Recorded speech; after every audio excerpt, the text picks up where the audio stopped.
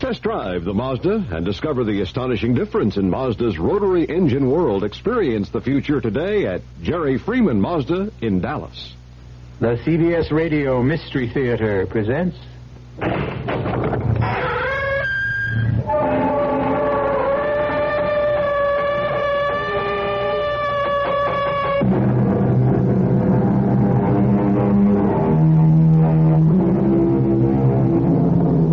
Come in. Welcome. I'm E.G. Marshall.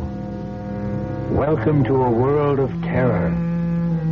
To those of you who have never experienced terror, it is but a word, quite meaningless, really, altogether without substance. But to those who have felt its icy touch, it has the same mind-shattering meaning it had for Jane Prentice when Iris Patterson told her... You'll just have to pretend you know nothing about all this. Act like a bride. Like a bride? No, I can't. It's up to you. You're really in no danger at this point. You won't be till you sign the insurance application. I won't sign it. You'll have to, so you don't arouse his suspicions. Oh, and one thing more. Yes? Whatever you do, don't cross him. Do as he says, precisely as he says. Always. Or we may not be able to save you.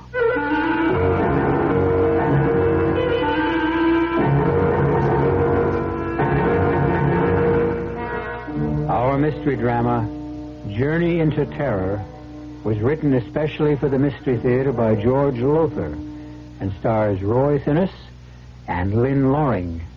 It is sponsored in part by Buick Motor Division and Anheuser-Busch Incorporated, brewers of Budweiser. I'll be back shortly with Act One. Say, do you know what happens this time of year? The swallows come back to Capistrano. Nope. The buzzards come back to Hinckley Ridge, Ohio. No. Bulldogs all over the world begin to shed. Not even close. Oh. This, my friend, is the time of year when you can get a super little deal on the practical but elegant Buick Apollo. And just between you and me, it may very well be the best chance you'll ever have to buy a Buick. I could have sworn this was Buzzard Day in Hinckley. This can make your blood pressure go up. And Madame wish? Oh, I'd like pate to start, I think. Oui, Madame. And, vichyssoise. Darling. Chateaubriand, yes, and petit pois. Darling. Yes, dear. I forgot my wallet. What, again? Oh, monsieur. Yes, your blood pressure can go up, but usually it will come back down again. If it doesn't, you may have hypertension. But hypertension can be controlled. Your Heart Association advises you to see your doctor regularly. Gotcha. Now that you got rid of the mosquito, Darn mosquito really bit me. here's how to get rid of the stinging pain and itch. How? With Camphofenique. That awful itch is caused by fluid mosquitoes inject under your skin. The penetrating action of Camphofenique gets to the cause to stop the itch. Protects against infection from scratching, too. That Camphofenique really works. Camphofenique relieves the sting and stops the itch instantly. Camphofenique.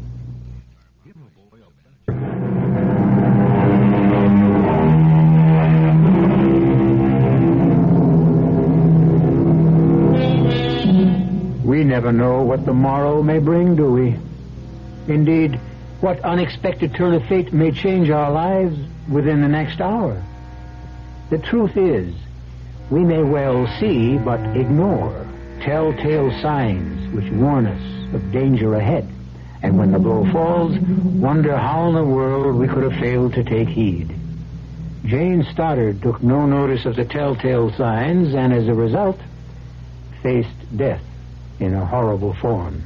I certainly admire the way you're taking the sudden change in our honeymoon plans, Jane. You're a real sport. Nonsense, Tom. Whither thou goest, I will go. To Detroit instead of the Bahamas on your honeymoon? It's not your fault your wealthy client lives here instead of Nassau. Patient, Jane, patient, not client. A very handsome and talented one. Do you have patients all over the country? All over the world. You mean we're going to be traveling constantly? Oh, no. My practice is mainly in New York, but now and again I'm called into consultation. We'll have fun, sweetheart. You'll see. And now I'd better get a move on, or my patient will find himself another doctor. Will you be long? No, a few hours. Why don't you get out of this hotel and do some shopping? Maybe. But right now, I think I'll just stretch out and rest a bit. Good. Then you'll be in great shape for the theater tonight and some dancing later. See you in a few hours, sweetheart. Darling. Bye now. Bye, dearest.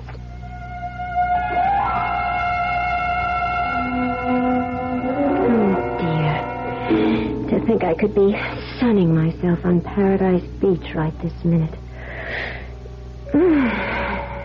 Nice, hard bed. Oh, it feels good to stretch out. Turn on the radio. Get some music.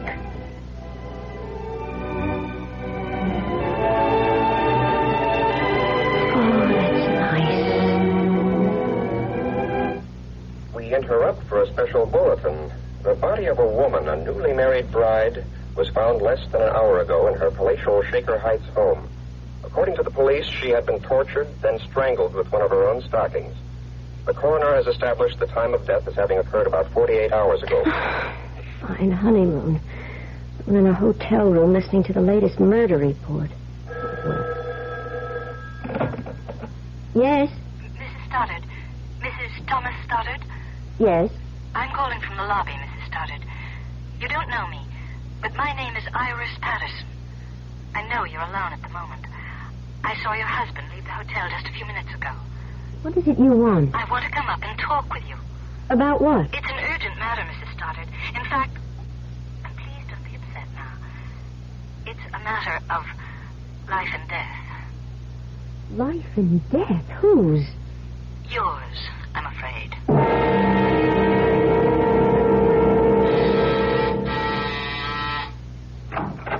Come in, Miss Patterson. Yes, but Iris will do. My credentials. New York City Police. Special Branch Detective Division. You're a detective? Yes. Well, what in the world do you want with me? Mrs. Stoddard, what I'm about to tell you is going to shock you. But please keep in mind that at the moment, at least, you're in no danger. Danger? At the moment? What are you talking about? Let me explain. About an hour ago, the body of a young woman, a bride, was found in her home in Shaker Heights. I just heard the bulletin on the radio. Did you? What has that murder got to do with me? She was murdered by your husband. Here, please, here, let me. No. No, I'm all right. I thought for a moment you were going to faint. So did I, frankly, but I'm all right. Surely you've made some sort of mistake. No, I'm afraid not. But you must have. Tom, my husband can't possibly be a murderer. No matter what you say, I can't and I won't believe it. I don't blame you for feeling as you do, of course, but perhaps you'll believe me if I tell you a few things about yourself that will surprise you. Such as what? Your first meeting with Tom Stoddard was accidental, or rather appeared accidental. What? Why, yes. I mean, it was. It was in New York City. It was raining. We both hailed the same cab at the same time. And at his suggestion, you shared it. Yes. It happened roughly 10 days, 2 weeks ago. Yes, but how do you know? It's his M.O., his modus operandi, the way he operates. Now, I'm quite sure, for example, that you have no family to speak of, no mother, father, they're dead, no brothers and sisters. That's true. And few close friends.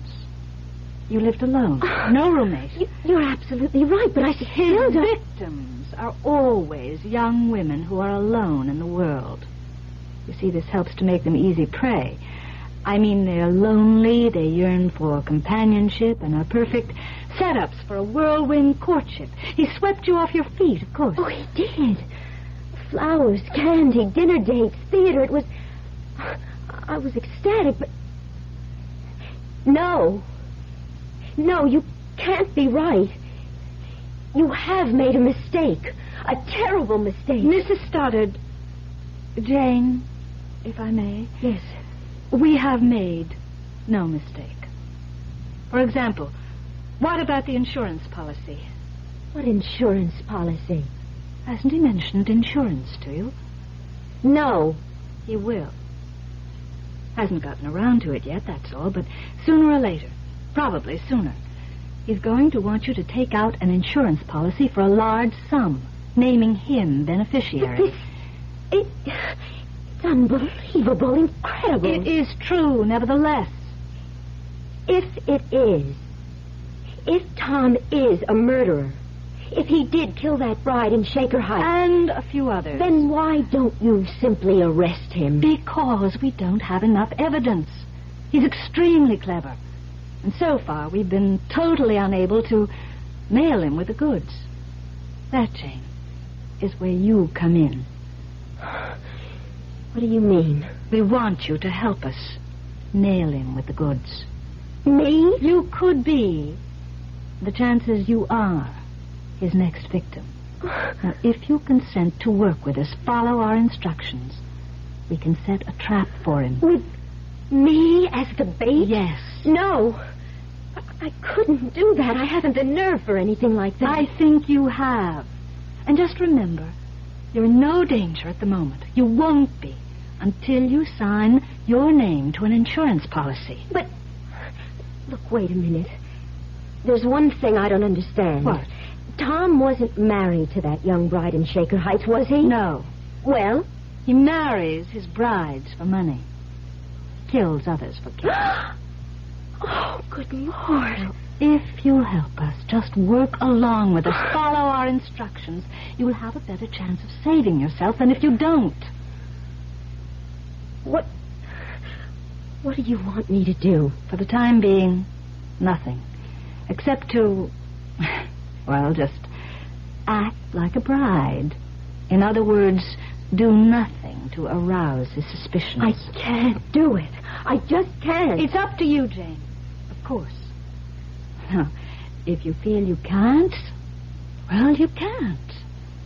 But as I said, you're in no real danger now, and you won't be until he brings up that little matter of insurance. Jane, you can do it. You must. All right. Good girl. Now, one thing more. Yes? He doesn't remain long in one place. He kills and runs, you might say.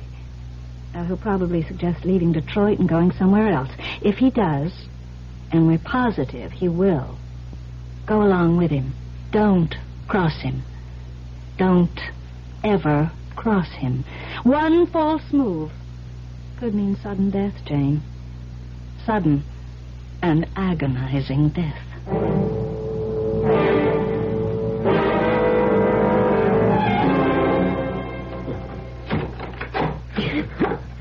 I thought the third act was a riot, didn't you, Jane? Yes. Yes, it was, Tom. I noticed you didn't laugh much, though. Of course I did. It seemed to me the only times you laughed were when you caught me watching you. To tell you the truth, honey, you've been kind of depressed all evening and trying awfully hard to act as if you weren't. Well, to be honest, Tom, I'm just not feeling well. Well, maybe you are yearning for Nassau and the Bahamas. Wishing you were there instead of here. I'm with you, Tom, and that's all that matters. Sure? Couldn't be surer. And anyhow, I like Detroit. I'm enjoying myself. I'm sorry to hear about that. Why? Oh, we're leaving for Los Angeles in the morning. Oh? Well, what do you mean, oh? Just, oh. Tom, why are we going to Los Angeles? Another patient? No, I had a call from Greg Benson, a colleague, a friend of mine. He's managing the National Conference for Psychiatrists in Los Angeles. Our head speaker was taken ill, and he can't appear tomorrow evening, and Greg asked if I'd fill in. Oh, well, that's fine, just fine. You're not upset? I said it before, and I'll say it again. Whither thou goest, there go I. And what say we head for bed? Bed? Yeah, bed. You know, that thing you lie on, close your eyes, and go to sleep?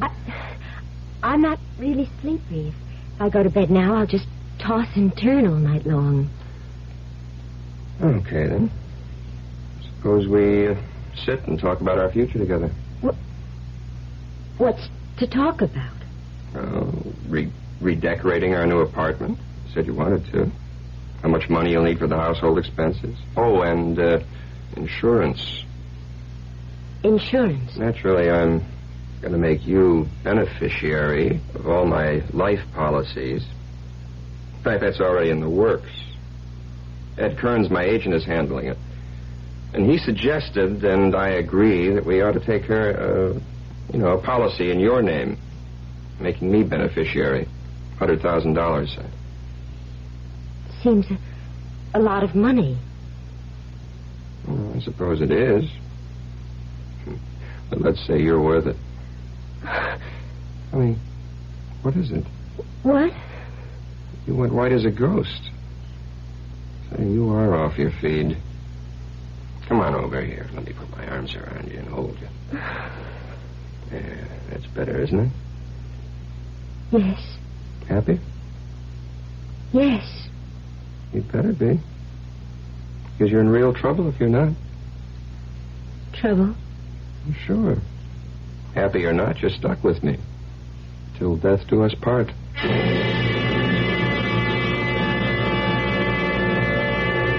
It would appear that Tom Stoddard is not only a murderer, but a murderer with a sardonic sense of humor.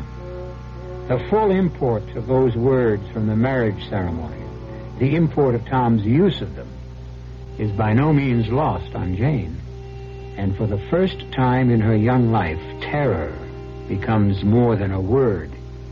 It becomes an actuality. I'll be back shortly with Act 2.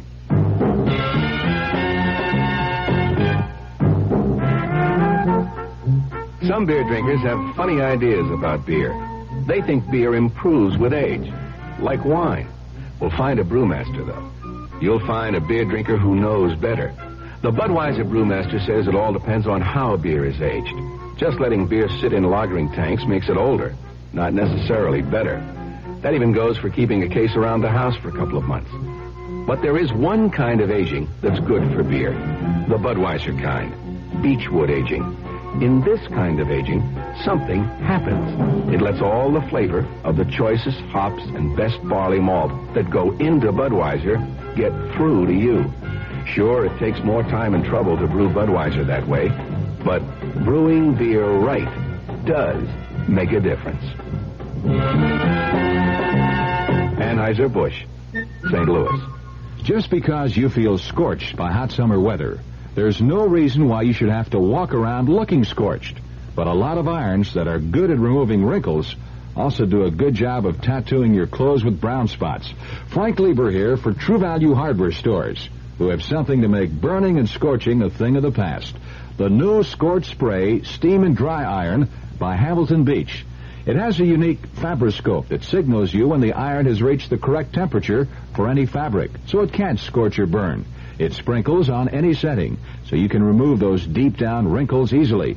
And it's self-cleaning. Cleans itself through the back and not the vents, so you won't end up with dirt, lint, or chemical deposits on the sole plate. Take the worry and guesswork out of ironing. Get the Hamilton Beach No Scorch Spray Steam and Dry Iron. It's just $9.99 at the True Value Hardware Store nearest your home.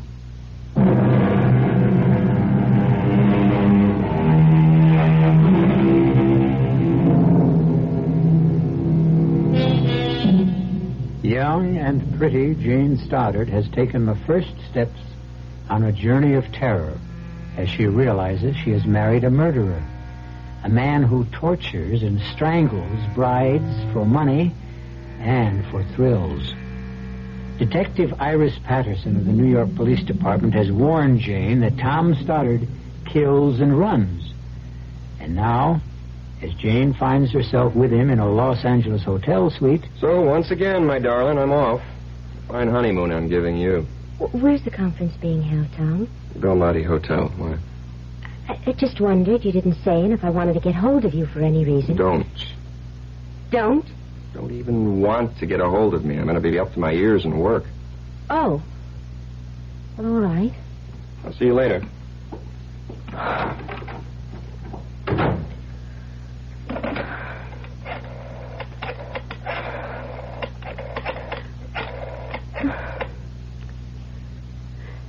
Belmonte Hotel? I wonder if you would tell me, please, in what room the National Conference of Psychiatrists is being held. What? Would you repeat that? There is no conference of psychiatrists being held at the Belmonte? Yes. Thank you. That's what I thought you said. Oh, Jane, girl, police or no police, you're getting out of this hotel and out of Tom Stoddard's life right now. Yes? Jane. Iris. Detective Iris Patterson? Yes? Jane, I'd like you to get a taxi and meet me at the Santa Monica Pier. Santa Monica Pier? We think Stoddard may be getting suspicious. I've got to talk to you, and I'd like to do it where there's no chance of his discovering us. So if you could meet me... Iris, I'm sorry, but I'm not meeting you at Santa Monica Pier or anywhere else. That means you've changed your mind. I was packing when you phoned. I'm getting out of here. And going where? Back to New York. Don't do that, Jane. Why not? Because he'll follow you. Wherever you go, from here on, he's going to follow you because... Listen, Jane, there's a lot you don't understand, and I ought to explain. You can't run away from Stoddard. If you try, you'll be sealing your own death warrant. Jane, please, for your own safety, meet me at Santa Monica Pier. If you still want out after that, okay. All right. I'll meet you. When? Half an hour. I'll be watching for you.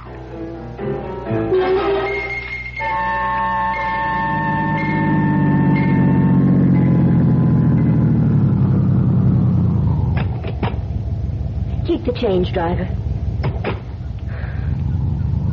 Jane! Jane, over here! Here, Jane! Hello, Iris. Oh, we're safe enough here, I think. Would you like something to drink, to eat? Iris, I've been followed. Someone has been shadowing me since I left the hotel. Of course. That man in the car over there... What do you mean, of course? You're under strict guard. The man in that car is a Los Angeles detective. Oh, I'd forgotten I was being held under surveillance. Well, you feel safer. Much. You're half an hour late, though. What happened? Iris, I'm sorry, but... Well, you won't believe this. I couldn't find the pantyhose that go with this dress. I hunted high and low, and What's the matter? Nothing. Nothing. Iris, there is something. The second I mentioned pantyhose, you got a funny look on your face. Okay. I wanted to keep it from you. No sense alarming you unnecessarily. Jane, there's been another murder. Here in L.A. A bride strangled with a pair of pantyhose after being tortured. No. Iris, that does it. I'm getting as far from Tom Stoddard as I can. Jane, another girl who married Tom Stoddard became afraid of him, left him, and tried to hide from him, and... Well, it took him 2 years to find her and kill her. But he found her and he killed her. No! The simple truth is your safety lies in our arresting Stoddard with enough evidence to put him behind bars for life. Now tell me, Jane, has he mentioned that insurance policy yet? Yes. Last night in Detroit. He wants to take out a $100,000 policy on my life with him as beneficiary. You didn't sign anything, an application for the insurance? No. Well, then you have nothing to worry about. Until he asks to sign, you're relatively safe. Relatively. Don't worry. Safe enough. Iris, what did you want to talk about? Well, the next step is getting started with the goods. By this time tomorrow, unless we miss our guests, you'll be in Miami, Florida. What? Where... Now, look, I'm going to lay this on the line, Jane, and I want you to understand clearly what you're in for. Where we want to catch Stoddard in the act. The act of murder. Of murdering you. To be precise, the act of attempting to murder you. He won't succeed, of course, because you'll be surrounded by police. Of course. I mean it. Now, the reason we feel sure he'll be heading for Miami, probably tomorrow, is because that's where the original murder took place. The original murder? Yes, here's the story. You see, nearly 5 years ago, Stoddard fell in love with a gorgeous, sex pot, madly in love. They met and they married in Detroit, came here to L.A. on their honeymoon, and then went on to a beach cottage a few miles north of Miami Beach. Why did he murder her? All right, I'm coming to that. Stoddard had to be away for 24 hours or so on business, and he left his bride in the cottage. But then he changed his plans, you see, unexpectedly, and came back to find her with another man. He killed the man first. And he spent hours torturing his bride before he killed her. I don't get this. If he killed this woman in Miami, and you know he did, how come he's still free? How come he's not in prison? He was, for more than 3 years. He got off with a reduced sentence on a plea of temporary insanity. I see. Only as we see it, and have every reason to believe, he's still insane. You really mean it when you say if I try to go somewhere he can't find me, he'd still find me? He'd still hound you until he does find you, yes. Then I had no choice, have I? I don't think so.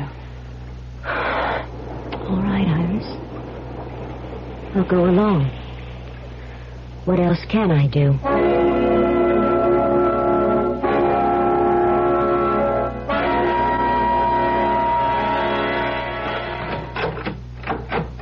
Honey, I'm back. Coming. I was just fixing my hair. Oh, now you can fix me up with a welcome home kiss. Well, what did you do with yourself while I was at the conference today? Oh, this and that. I went for a walk, some shopping, sat by the pool. Didn't swim? Too chilly. Tom, how did things go at the conference? Oh, fine. Just fine. Don't you believe me? Of course. Why the funny look? Funny look? No funny look. Oh, yes. You looked, I don't know, funny. I don't know what you're talking about. Well, to be plain about it, honey, I kind of get the feeling you don't trust me or something. Tom, you're being perfectly ridiculous. No, I don't think so, Jane. Either you're hiding something from me or you're very upset about something. Now, which is it? Well, what is it? Nothing. Honestly, Tom, nothing. Jane, there is something. Now, what is it? Let's have it. Tom, really. Jane, I'm no fool. I know when something's wrong, and something is wrong. Now, what is it? You what? I did want to get in touch with you today. I felt just so awfully lonely, Tom, and I phoned you at the Belmonte Hotel. What'd you phone me there for? To get in touch with you. What else? I wasn't there. What would I have been doing there? You said you were going to the National Conference of Psychiatrists, didn't you? I did. And you said it was being held at the Belmonte, didn't you? No, I didn't. How could I when it was being held at the Beverly Towers? You said the Belmonte. I said the Beverly Towers. Did you try there? Of course not. No, of course not. Well, why should you if you misunderstood what I said this morning? You know what? I think you're fed up with this whole so-called honeymoon, which so far hasn't been any kind of a honeymoon at all. No, Yes, I think so. Now I've got another surprise for you, and this time a pleasant one. You want to hear it? Of course. Well, for the next week, or the next 3 or 4 days anyhow, I'm declaring a holiday. A patient of mine owns one of the prettiest beach houses you've ever seen, and he's offered it to me any time I want it. Well, he isn't there, of course. And he isn't.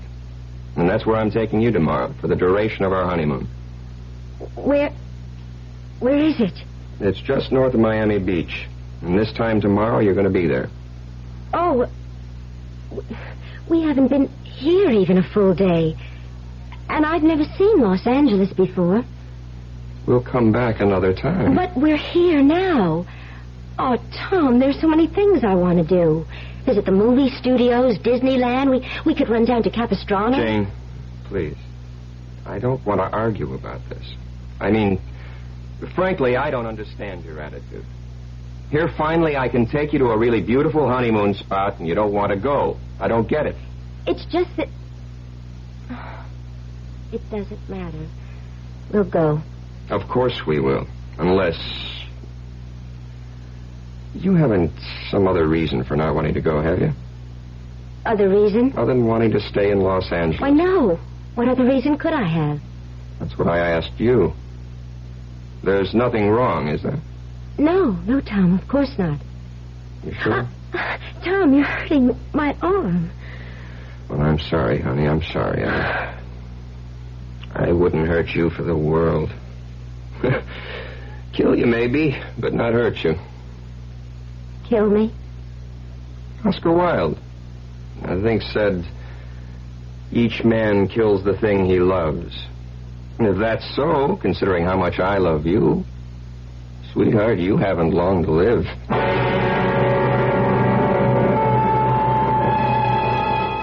So Jane Stoddard moves along, step by step, on her journey into terror. And obviously the end of that journey will be the beach house just outside Miami Beach, Florida. Trapped, caught, and helpless in a web of circumstances beyond her control, Jane has no choice but to continue the journey to certain death. I'll return shortly with Act 3. Excuse me, sir, but do you know what happens this time of year? Right on, pal. I happen to know that right about now a freak blizzard falls on Dumont, New Jersey, and they're snowed in for the rest of the summer. Happens every year. Nope. You see, what happens this time of year is that you can get a particularly good deal on what is perhaps the most luxurious mid-size car on the market, the mid-size Buick Century Regal. Well, what good's a car when you're hopelessly snowed in? Well, that's a point. Spruce and maple trees give us the violin.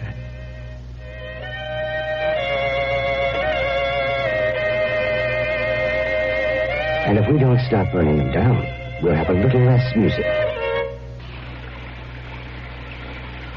Sometimes a gentle rain in one place adds up to a raging torrent in another. A torrent that can uproot lives as well as trees. Essence of beauty, breath of immortality, man's cherished treasures. Magnificent Oriental treasures await your viewing at the Haiku Gallery, number 175 in the Quadrangle.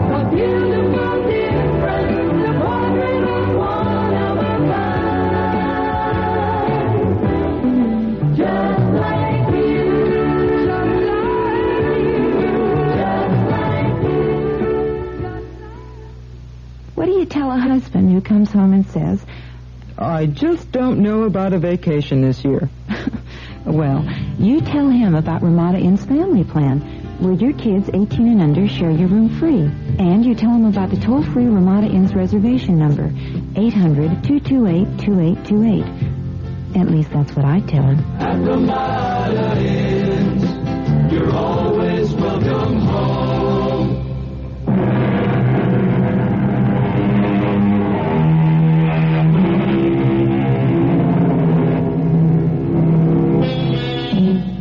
How strange, how inexplicable are the workings of fate. How curious, too, that the fearful things that happen to others we never consider may happen to us. Could we, any of us, ever find ourselves married to a murderer, as Jane finds herself married to Tom Stoddard? Seems hardly likely. Might we one day realize we are headed for sudden death and powerless to prevent the inevitable? Scarcely possible. Well, Jane once thought so too, if she thought about it at all. But now, with a murderous husband at her side, she flies toward Miami Beach, Florida, and death. Jane? Sweetheart, what is it? What, Tom?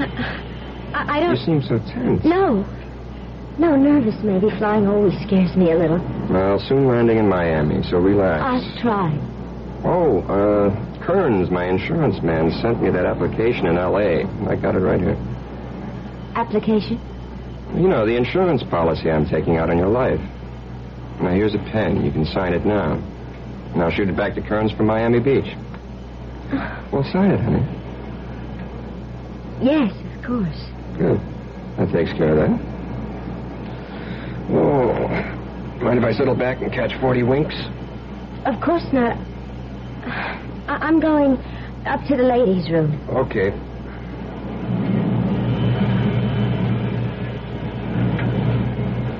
Iris. Jane, he mustn't see you talking to me. He's taking a nap. I saw you come on board. Iris, I just signed for that insurance policy. $100,000 and naming him as beneficiary. Did you have to? No choice. That's too bad. I hoped he'd hold off on that till I got things squared away with the Miami police. I signed my own death warrant, you're saying? No. It's not as bad as that. Now, the second we land, you'll be under close surveillance, and so will he. Follow instructions, and you won't have a thing to worry about. I wish I could be as sure of that as you seem to be. You can be. Just trust me. Now, go back to your seat before he wakes up. The last thing we want is for him to see us together. Jane? I can hardly bear to sit next to him. Hang on to your nerve, Jane. We're close to the end now. I just hope it's not the end for me.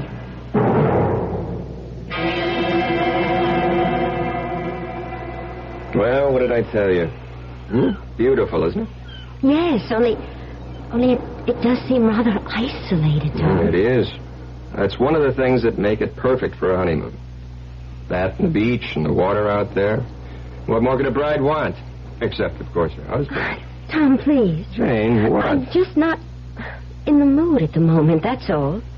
Well, I was feeling guilty about going off in the boat to fish for a few hours. But since you obviously don't love me anymore... Of course I love you. Of course you do. And I can't blame you for being a bit out of sorts. All this traveling. I've hardly given you a chance to settle down. Well, okay. I'm off to do some fishing. You can be alone for a few hours. Give you a chance to relax. Let's have a kiss for good luck. Okay, be back for dinner. Fish dinner, I hope.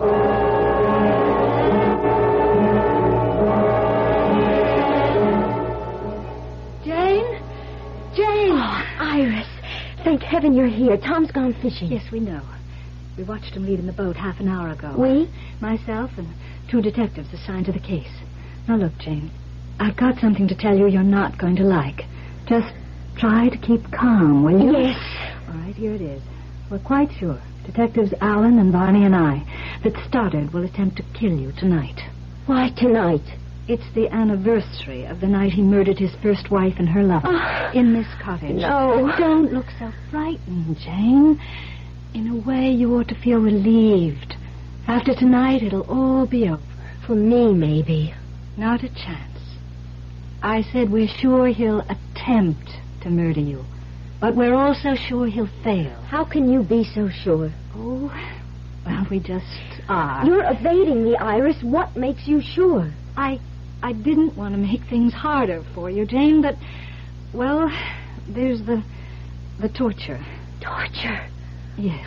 Are you telling me you're going to let him torture me before you move in? I'm not telling you anything of the sort. What I'm saying is that we've got to let him make the first move. We've got to have the evidence to convict him.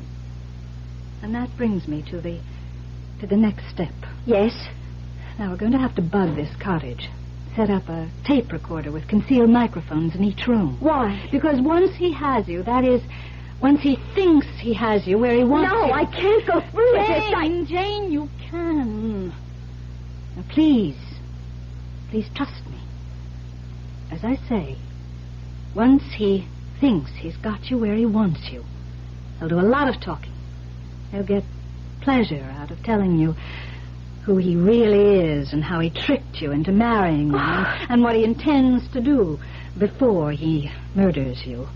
Now, Detectives Allen and Barney and myself will be here in the house recording every word.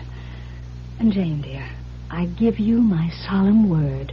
Once we have the evidence, we'll move in on him so fast he won't have a chance to lay a finger on you. I hope you're right. Now, one more thing before I go. Here's a sleeping powder. You always have cocktails before dinner.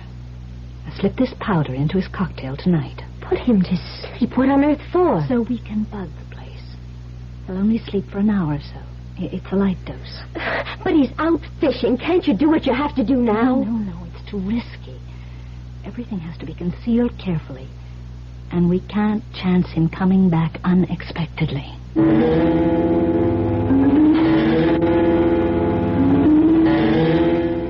Home as a sailor, home from the sea, without a single fish to show for it. Oh, Tom, no luck? Oh, lots of it. All bad. But you should have seen the one that got away. Well, at least I can drown my sorrow in a couple of dry martinis. You? Yes, I'll mix them. No, I'll do it. You relax now. I've been doing it all afternoon. I may not be much of a cook, as I'm afraid you're going to discover at dinner, but I do know how to mix a dry martini. Well, a dinner is only a dinner, but a good dry martini is a drink. Whatever that means. Well, it must mean something. I'll think about it. Well, what'll we do tonight after dinner? Get a drive to Miami Beach? Why don't we just stay here? Well, that's okay with you. Perfectly.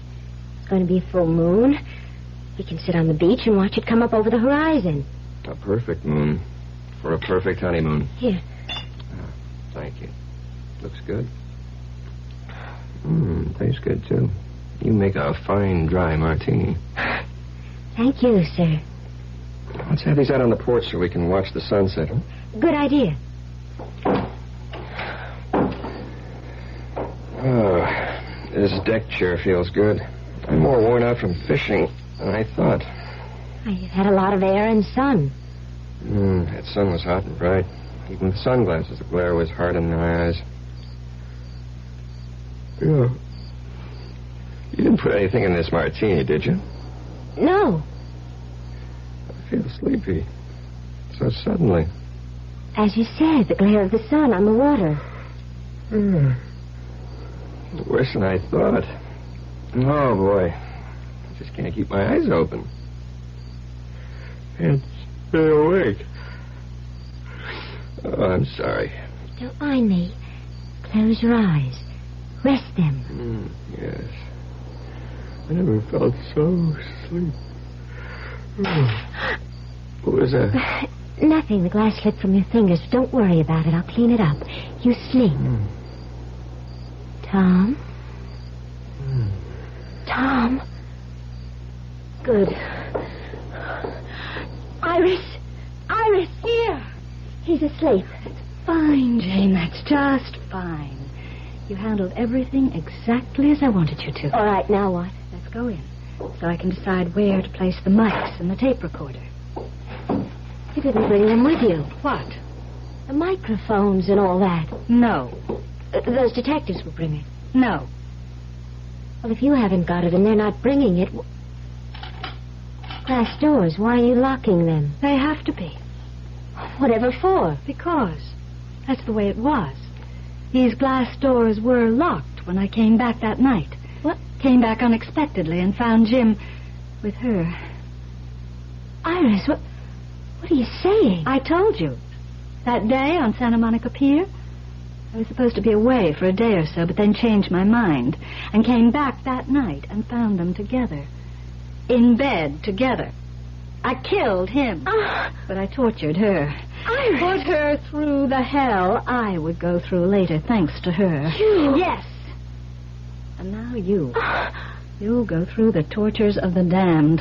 Like the bride in Detroit, in Los Angeles, and finally here. You tricked me from the first. Tricked you? Why, you little naive fool. It was no trick at all. My only problem was that husband of yours asleep out there. Trying, always trying to be one jump ahead of me. And sooner or later he'd have succeeded. Tom was after you? Has been. Since I escaped from the asylum. No. You don't know who your husband is? Well, of course you wouldn't. You hardly know him at all. He's not just a psychiatrist, my dear.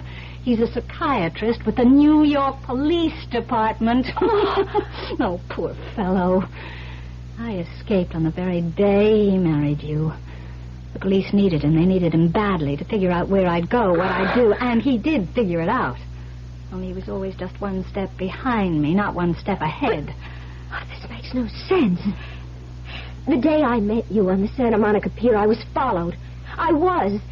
The man in the car following me, you said he was a detective working with you. With your husband, silly. No. Not me. Yes, you were being guarded, tailed everywhere you went. But not by me, by your husband. Why didn't they catch you? You and I sat there on the pier. That man in the car couldn't do a thing without endangering your life because I had this. And could have plunged it into you the minute he made a move. A knife. Long enough to reach your heart. Sharp enough to do to you what I did to her. No. Before I strangled her. Slowly strangled her. No. Oh, please. Stand still. Now, don't back away. Yeah, that's all right. Move back. Just keep moving back into that corner where I can get at you with this knife. Where I can start working on you. A little cut here, a nick there, a stab in just the right place, making it last. The torture, making it last as long as... Don't move! Iris, don't move! Just don't move. Now drop the knife. Tom! Oh, Tom, I put a sleeping powder in your drink. A drink I threw away when I said I'd join you on the porch. Yes, Iris, I have been one step behind you. But this time, thank God, I've been one step ahead of you.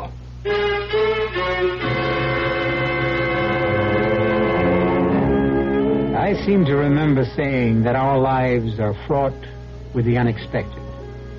Also seems to me that, wrong as I can be at times, this time I was right. Glad I was. Jane Stoddard was only a pawn in the game the fates play. But thank heaven, she remains a living pawn. I'll return in a moment. Who knows how to help you solve your shopping problems? Your Better Business Bureau knows. What with all this oil shortage and all, Mrs. and I are talking about having our furnace checked out. I wonder what we should do. I can give you some advice about what to do. Yeah? Who are you? I'm the man from your Better Business Bureau.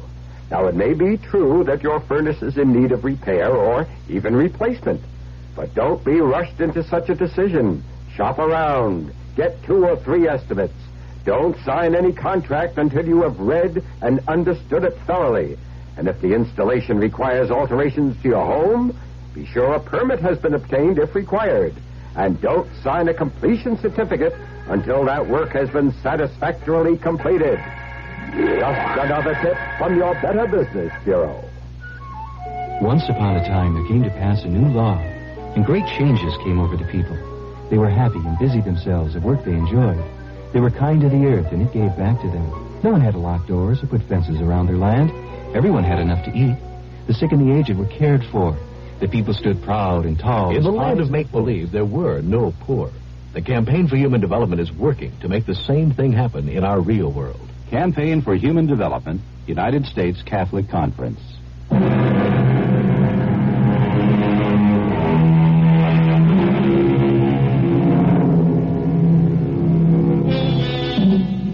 Iris is once again safe behind institutional walls.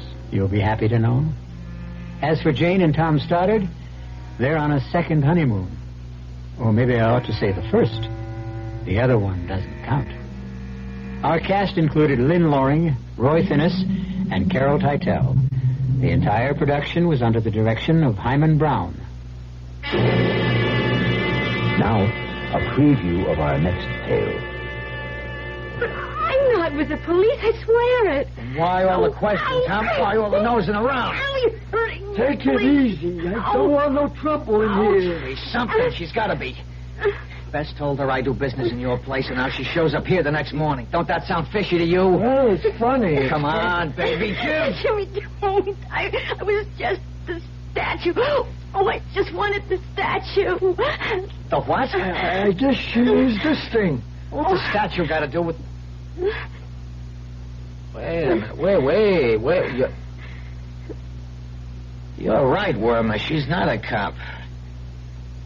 Yeah, she's been acting like a cop, but that's not what she is. Please.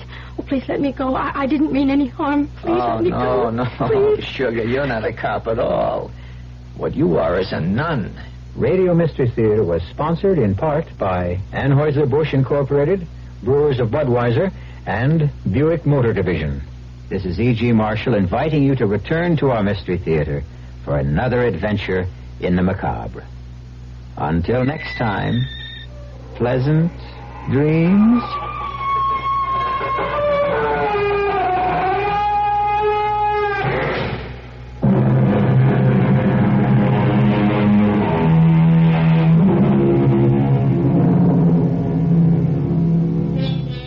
We have a telephone call to a lady in Vermont. Hello? Hello, Mrs. Faga. Yes, it is. My name's Jim Ladd, and I'm calling up people who own Honda Civics. Oh, yes, I was on the beach. I came running. I didn't know they had beaches in Vermont. Oh, I have a beautiful right on Lake Champlain. Can the Honda Civic see the lake right now? Yes, it can. We really enjoy the car. We love it, really. Do you really? We're still getting about 32 miles to the gallon. So you've got the 4-speed. And we've got the 4 kids. They all really enjoy it. Everybody does. Mrs. Faga, stardom is yours if you can sing the Honda Civic jingle. Oh, boy. I'm trying to think, Tom. Oh, boy. All right, you're on the air, and people you've never even met are listening. Oh, my goodness. I wish I could sing it. If I knew the tune, I'd sing it for you. Make one up, because we don't have one. Honda Civic is a friend of ours. We enjoy it all the time. Hope to see you on the road. Meet us and toot and say hello. That's thrilling, Mrs. Faga, and Honda Civic appreciates it. Thank you. All right, goodbye. Bye. You're listening to KRLD Dallas. You've been listening to the OTR Gold Network. Find more classic radio at otrgold.com.